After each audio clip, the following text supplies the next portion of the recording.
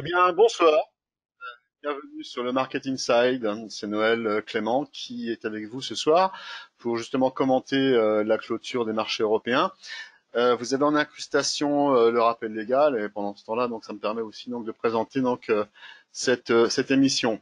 XCB et toute son équipe vous apporte déjà beaucoup d'informations tout au long de la journée, de la semaine, notamment aussi avec les émissions telles que celles que produit Reda Boutica avec son Good Morning Market à 9h15, le live trading qui est fait donc à 15h15 et que j'ai eu le plaisir de faire aujourd'hui, et le Market Insight comme présentement donc après 18h30. Donc nous sommes aujourd'hui mercredi 22 avril et nous nous retrouverons demain jeudi. Donc tout de suite, je vais donc immédiatement basculer sur le sujet du jour puisque il était prévu que l'on parle du S&P 500, du pétrole et du UK 100, donc l'indice du Royaume-Uni. Et demain, mercredi, on abordera le Dow Jones, le Natgaz et le cuivre. Voilà. Donc encore une fois aujourd'hui, donc les statistiques n'étaient pas concrètes. Le même sujet aujourd'hui comme hier. Et ça va donc nous suivre et nous poursuivre. Ça concerne notamment le pétrole. Il y a quand même eu des décisions de la part du, des États-Unis qui ont à nouveau donc mis en place un nouveau plan de relance de 484 milliards de dollars sur bien sûr donc c'est la Chambre des représentants donc qui a validé donc ces plans-là, et il y en a d'autres qui sont a priori donc également donc sous le coude. Nous allons tout de suite parler de la clôture justement du CAC 40 qui vient donc de rebondir par rapport donc justement à la séance d'hier. Et d'ailleurs, le Market Insight donc l'avait envisagé que nous pouvions donc peut-être sortir d'un biseau descendant comme on avait pu voir en ourli. Donc là, on monte de 1,25% en clôturant à 4411,80. Le DAX, lui, monte de 1,66%, donc 1,66 avec une clôture à 10 419,89. On ne réintègre pas les 10 500 points. Mais bon, l'optimisme est quand même donc au beau fixe après donc ce qui s'est passé hier. Alors, pour ce qui concerne le S&P 500. Alors, comme on en a parlé hier, je n'étais pas forcément très inquiet donc sur cette baisse qui pouvait sembler être terriblement donc puissante, puisque on s'y attendait dans ces vagues en ABC. Eh bien, ici le A, le B donc en correctif et le C en terminal. Mais dans tous les cas, donc on ne peut pas descendre comme on ne peut pas descendre en ligne droite, on ne peut pas monter non plus en ligne droite. Et ce qui se passe, c'est que cette vague en ABC rejoint également donc l'idée que cette baisse ne pouvait pas donc descendre tout de suite. Et il fallait d'abord aplatir les moyennes mobiles que l'on avait donc pu voir sur le Market Insight, sur les vues de daily, donc en données quotidiennes sur différents indices.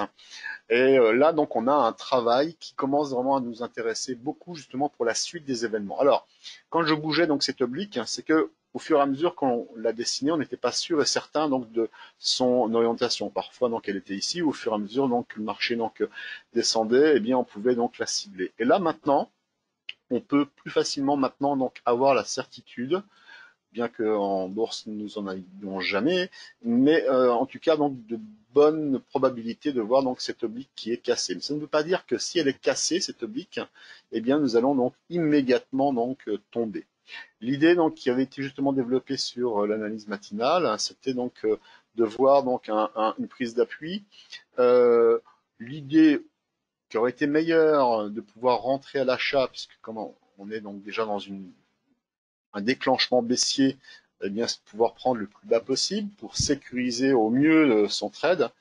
Et donc après donc de pouvoir remonter, et cette oblique qui servait au départ de support, parce qu'on avait ici donc 1, 2 impacts, 3 impacts, 4 impacts, ici un qui vient d'être cassé donc hier, eh bien nous pourrions donc revenir mais par le dessous. Donc c'est-à-dire qu'on ne s'appuierait plus dessus, on viendrait se cogner donc en dessous.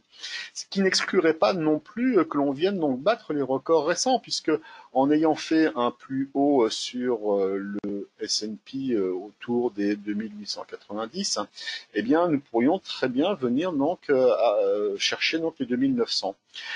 qui renforcerait donc d'ailleurs l'idée donc des divergences baissières que l'on voit d'ailleurs ici, vous les voyez là, sur l'ADX, puisque sur la partie de gauche, vous pouvez voir, là je vais utiliser donc les fameux cercles, qui nous permettent de voir que le DI+, qui est au-dessus ici, eh bien, à partir du moment où on fait des prix de plus en plus hauts, nous devrions normalement avoir un ADX qui, lui, devrait s'orienter également à la hausse avec un DI+, qui, lui, devrait être également donc plus haut. Or, il est moins haut, il est plus bas. Et donc, il fait une divergence baissière, puisque nous voyons bien donc que ces prix ici, eh bien, montent, mais les oscillateurs, eux, ne disent pas la même chose. Eux, ils ont plutôt tendance à baisser.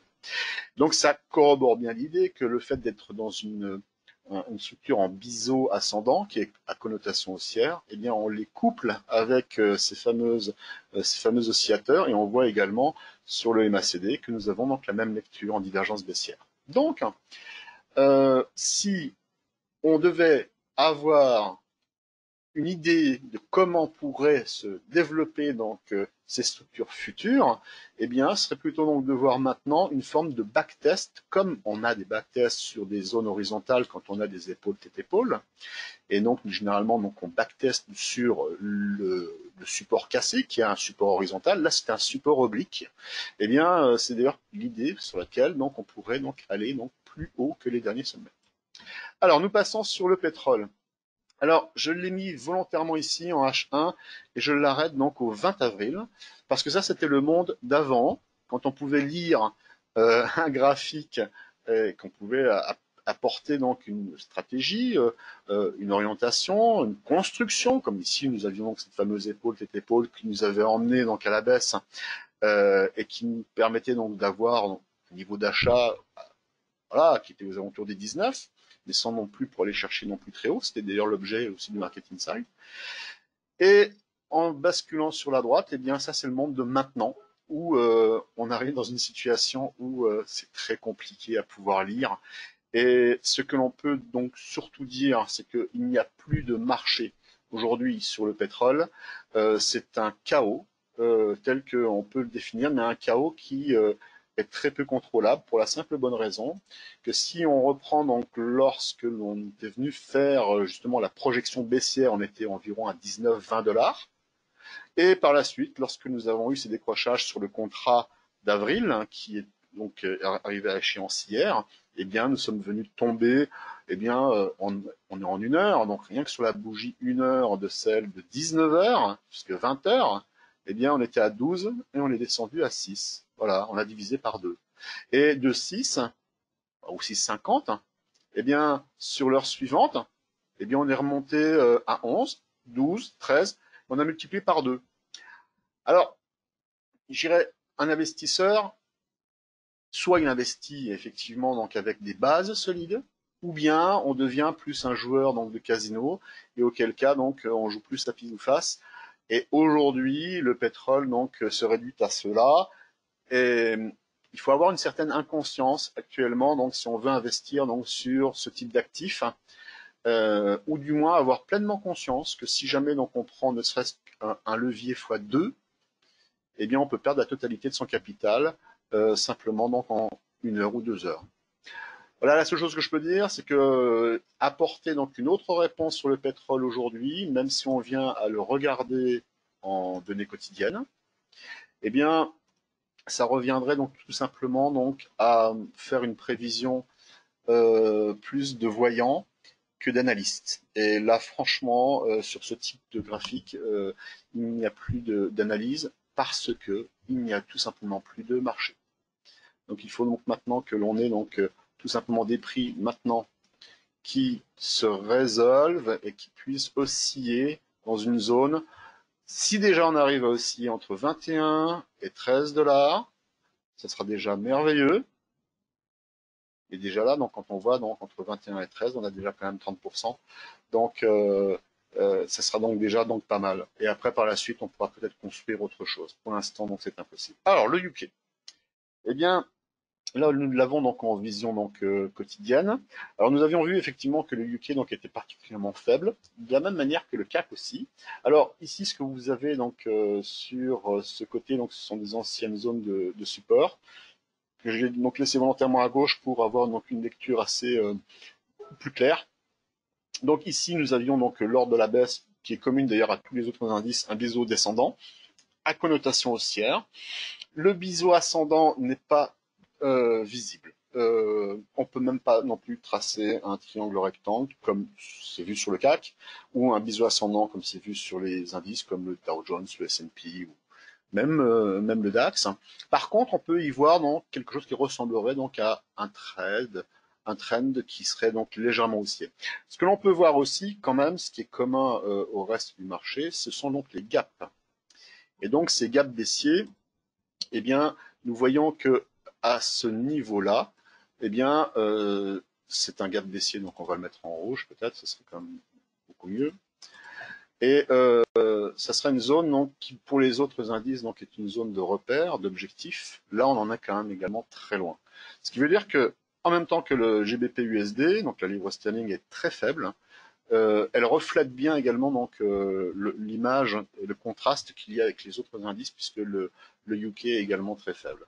Et donc, si à un moment donné on devait avoir donc un niveau qui pourrait être repéré sur le UK, ça serait donc ce seuil-là, qui serait un seuil d'une oblique, qui pourrait donc être cassé. Et si justement donc on arrivait donc à voir donc cette cassure, il y aurait assez peu donc de rattrapage, mis à part donc sur les 5333 points, parce que si on venait à le casser, ça serait plutôt sur la zone des 5600 points. Et ce que l'on peut voir aussi, c'est que au niveau des oscillateurs, eh bien, on avait pu déjà voir sur l'analyse qui avait été faite, je crois, sur le live trading, que lors de la hausse sur le MACD, nous avons eu un croisement avec son signal.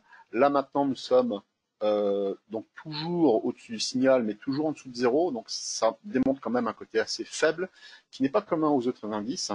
Et également, au niveau de l'ADX, eh bien sûr, l'ADX, lui, on voit qu'il y a une inflexion. C'est d'ailleurs pour ça que cet ovale donc avait été fait, ce qui veut dire que la puissance baissière donc s'est affaiblie. Et là, maintenant, nous arrivons dans une zone absolument sans aucune tendance. Donc, de la même manière que le CAC, mais encore plus sur le UK, il n'est pas maître du tout de son destin. Et d'ailleurs, quand on voit donc les chiffres, là c'est le côté fondamental, où a priori donc les chiffres sont faux du côté donc du bilan de la crise sanitaire du coronavirus, puisque donc le nombre de décès ne serait pas donc ceux qui sont officiellement donc comptabilisés, qui étaient donc ceux qui étaient comptabilisés donc dans les hôpitaux, mais bien au-delà, puisqu'il y en a un certain nombre donc, qui n'ont pas été révélés. Tout ceci explique cela, également avec le problème du Brexit, également avec Boris Johnson qui n'est plus à son poste, ce qui fait que tout l'ensemble fait que le UK aujourd'hui donc est dans une nasse qui est quand même assez insoluble. Donc on reviendra dessus dès qu'il y aura un signal. Faites-moi confiance, on en reparlera et on étudiera donc pour voir donc comment manœuvrer donc sur cet indice. Je vous remercie pour cette émission, pour votre attention. J'espère que vous allez protéger vos positions avec des stop-loss, puisque c'est lui et lui seul qui pourra protéger votre capital, à la condition que vous puissiez donc les mettre en séance.